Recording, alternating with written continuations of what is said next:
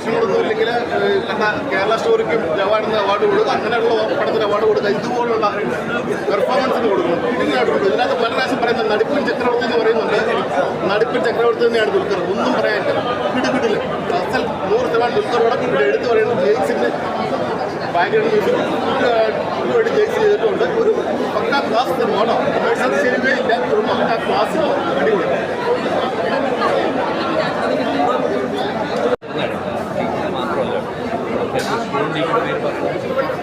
എല്ലാം ഇനി ഒരു ബാധ്യതയെ തുടരാൻ സമുദ്രക്കരി ടെക്നിക്കൽ ഇപ്പോൾ നമ്മുടെ സിനിമയിൽ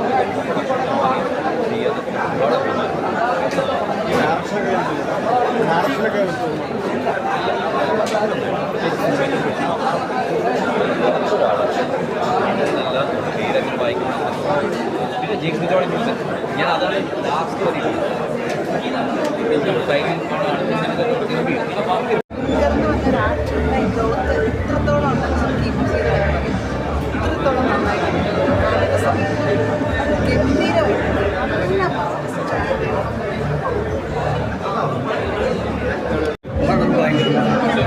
നടിപ്പ് ചക്രവർത്തി എനിക്ക് ഭയങ്കര ഇഷ്ടമായി. എനിക്ക് ദുൽഖർ സൽമാൻ എനിക്ക് കാണാൻ പറ്റില്ല ഈ സിനിമ.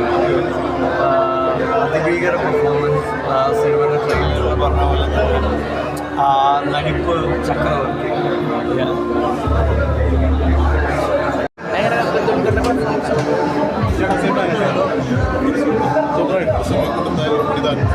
പെർഫോമൻസ് എങ്ങനെയാണ്?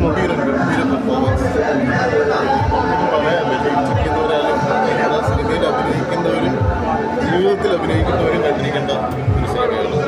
അതുപോലെ ഈ ഒരു ഫീലിംഗ് എമോഷണൽ പടമാണ്. നല്ലൊരു സിനിമയാണ്.